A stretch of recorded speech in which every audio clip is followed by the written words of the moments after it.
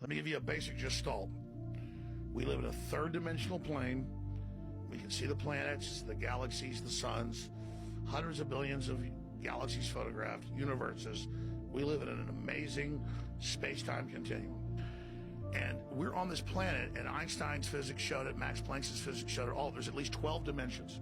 And now that's why all the top scientists and billionaires are coming out saying it's a false hologram. It is artificial. The computers are scanning it and finding tension points where it's artificially projected and gravity's bleeding in to this universe. That's what they call dark matter.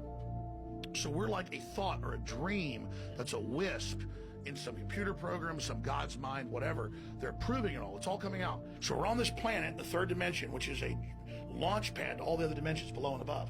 The third dimension, all the mathematics shows, is the primal sea of where all this happens. The Earth's like an egg, and we've got all this potentiality.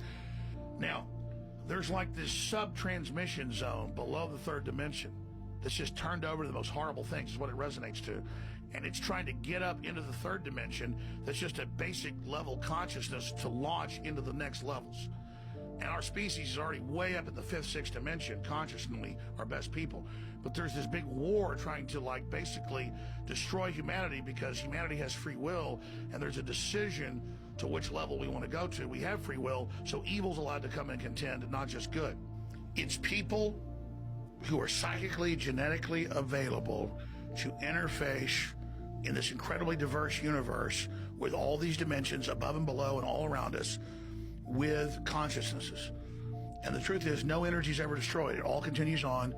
The truth is, our bodies, this is a fact, are a communal hive organism of all of our ancestors and all of their race memories, but not in just some compressed epigenetic system. It's beyond that. It's an electrochemical antenna, they've proven this, that connects to higher and lower dimensions. So our bodysuit, because our predecessors wouldn't put us in a position without giving us a bodysuit that is them. Our families are loving us. They're holding us.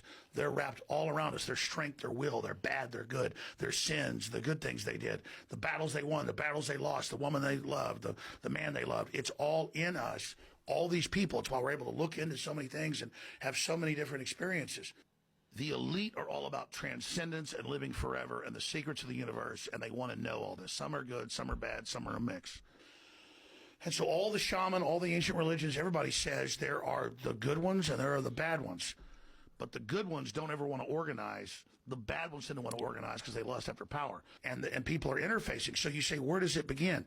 From the Tibetans to the Mesoamericans to the Egyptians to the Druids to every ancient society describes the same thing. There are bad things that look like elves that have horns when they show you who they really are. And there are good things, but they don't contact you unless you contact them. And then they're almost not even concerned with what you're doing. Powerful consciousnesses don't want to dominate other people. They want to empower them, so they don't tend to get together until things are really late in the game. Then they come together. Evil's always defeated because good is so much stronger. The elites believe that it's not in the third dimension that we're mainly receiving transmissions. Ships don't arrive from Alpha Centauris or Giedi Prime or wherever they're coming from, or Betelgeuse. They come here through interdimensional gates that are much closer, through fold space. And so we have to discuss the different influences that are in the universe and on the fact that we have free will and we decide what we want. I don't believe in any of this. I'm simply telling you what the elites believe. I never bought into this, looked into it. But then I began to think about, what did I hear when I was a kid? What did I see? What was coming out in government documents? What was being admitted? When I read all these books about World War II and the Nazis and Hitler obsessed with the Dalai Lama and the Tibetans and what they were able to do without drugs to interface with this, and all the rituals they would do and how they would believe that beyond the ether, like at Skull and Bones, it's a German death cult, they do rituals and take drugs to talk to the goddesses. Well, they're just appearing as, sexy, beautiful women. It's whatever you want as these spirit guides, because lower entities will come in and violate your free will. God and his angels, which are below him, will not get involved in your everyday life. They will not manipulate your free will unless you ask them in. But then the devil masquerades as an angel of light.